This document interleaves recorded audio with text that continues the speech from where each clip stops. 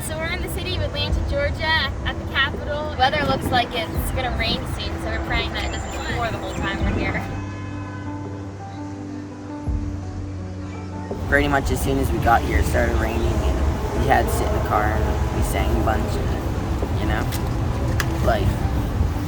It stopped raining, so now we're going to the Capitol. I like that. This is so pretty.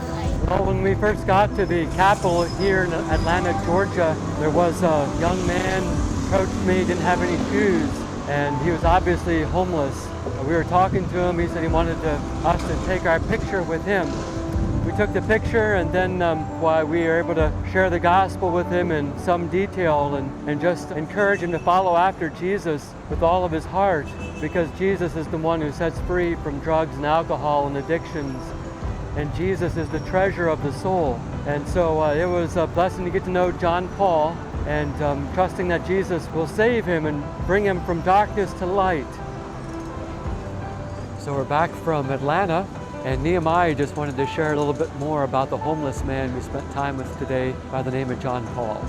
So yesterday we went to the store and I got new shoes, and they're new, but they probably won't stay new very long. But so today when I saw John Paul, he said he didn't have any shoes, so I just felt God prompting me to give him my shoes. But Abigail and I thought it would not be a good idea for Nehemiah to be walking barefoot in downtown Atlanta. So that's when we decided, hey, let's bring John Paul to the shoe store, get him some new shoes. We went to go and get him some shoes at the shoe store. So when we got to the shoe store, we got him some shoes, but his pants were all wet from the rain too, so he wanted to get some sweatpants, a shirt, and socks and so forth. So it was a blessing. He said, thank you so much when we got the clothing and the shoes for him. And I said, hey, don't thank me, thank Jesus. It's from Jesus, man.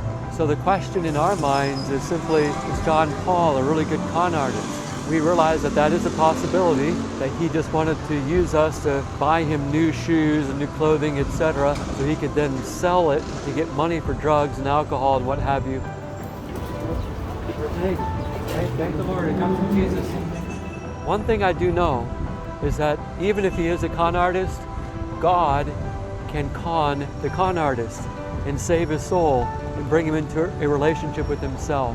So when you think of John Paul, pray for him that he would be gloriously saved, and that God would deliver him from drugs and alcohol, and that God could even make him into a preacher of the gospel of Jesus Christ on the streets of Atlanta, Georgia.